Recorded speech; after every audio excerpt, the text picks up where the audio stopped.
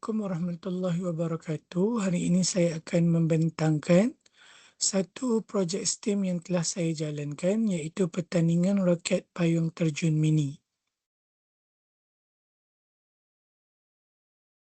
Sebagai perkenalan, pertandingan roket payung terjun mini merupakan aktiviti berasaskan pendidikan STEM, iaitu Sains, Teknologi, Kejuruteraan, Seni dan Matematik, yang memberi peluang kepada murid mengaplikasikan pengetahuan dan kemahiran secara bersepadu dalam situasi sebenar, selaras dengan teori pendidikan STEM yang menekankan pembelajaran melalui pengalaman.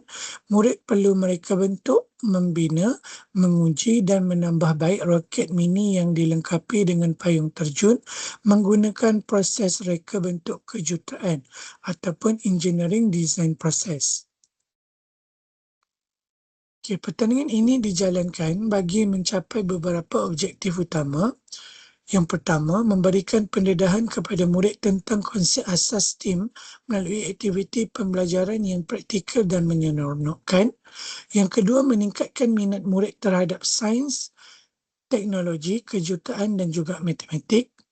Ketiga, menggalakkan murid berfikir secara kritis, kreatif dan inovatif dalam menyelesaikan masalah.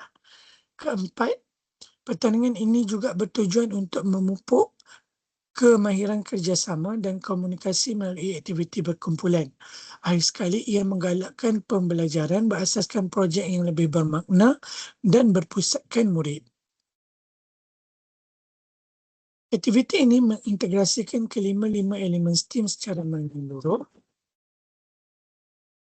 Dalam aspek sains, murid mempelajari konsep daya, graviti, tekanan udara, momentum, tenaga dan rintangan udara yang mempengaruhi pergerakan roket serta pendaratan payung terjun.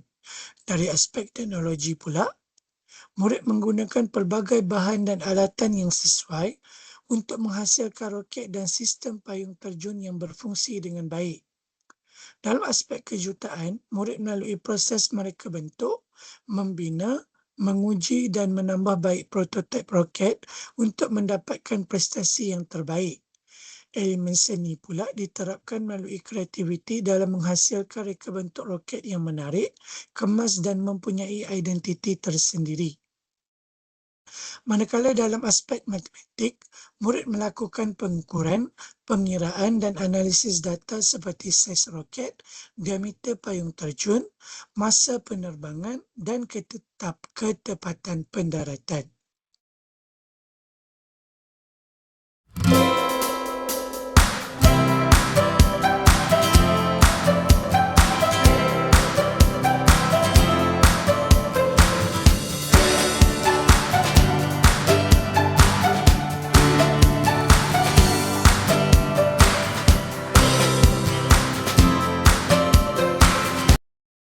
Baik, berdasarkan pemerhatian sepanjang pertandingan dijalankan, kebanyakan murid menunjukkan minat yang tinggi terhadap aktiviti ini.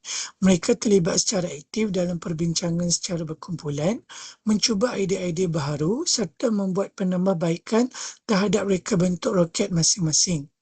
Secara keseluruhannya, pertandingan ini berjaya membantu murid memahami konsep sains, matematik dan kejuruteraan melalui pengalaman sebenar. Murid belajar bukan sahaja melalui teori, tetapi juga melalui proses percubaan, kesilapan dan penambahbaikan yang berterusan.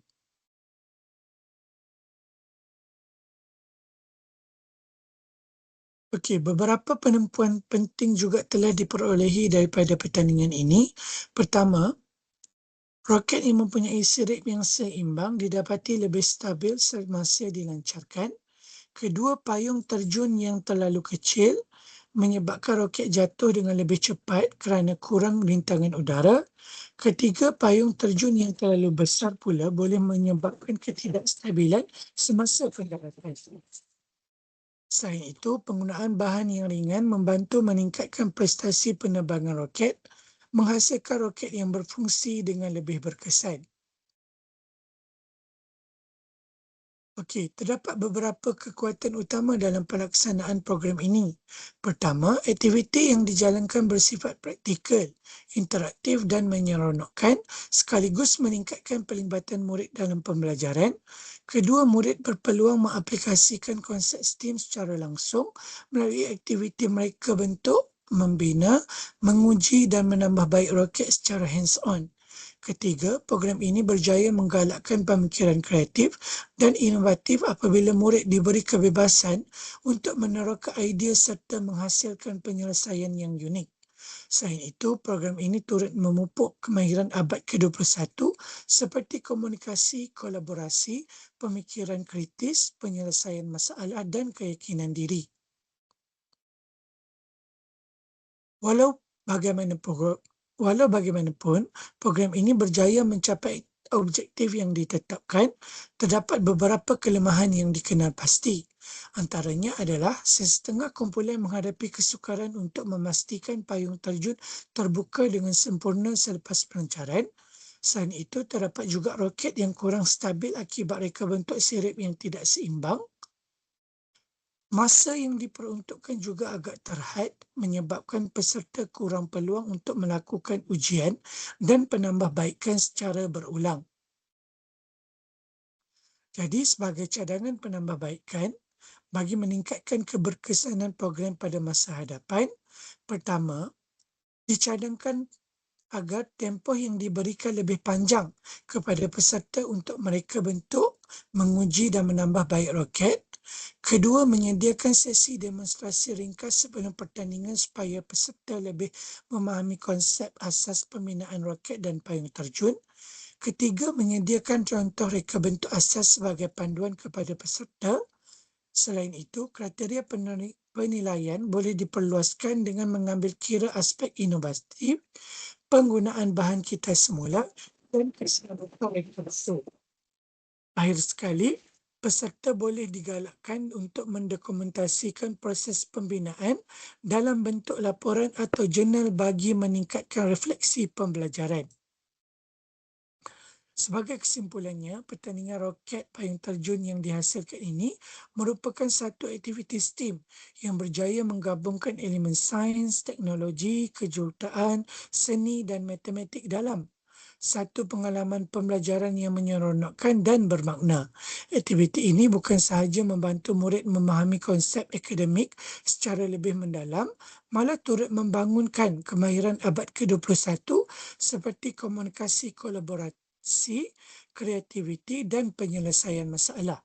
Diharapkan program seperti ini dapat diteruskan dan diperluaskan pada masa hadapan bagi melahirkan murid yang lebih kreatif, inovatif dan bersedia menghadapi cabaran dalam dunia masa kini. Sekian, terima kasih.